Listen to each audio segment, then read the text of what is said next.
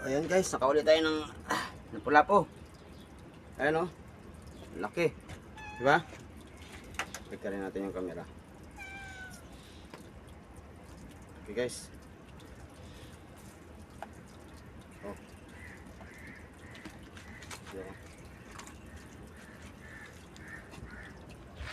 Ayan o. Laki yung nakuha nating lapu-lapu. Diba? Sa abot ng 3 kilo siguro. Laki. Ito ang ating pamingwit, itong maliit oh. Yan. Kwerdas lang yung dulo niya. Diba? Tibay eh. Munti ko na hindi makuha. Kasi nagano sa ilalim ng birds. Sumuot. Pailalim siya. Diba? Nakachamba tayo guys. Ayan. Ayan. Blessing. Yan. Blessing na naman. Diba? Woohoo! Okay guys, salamat sa panonood niyo. God bless everyone.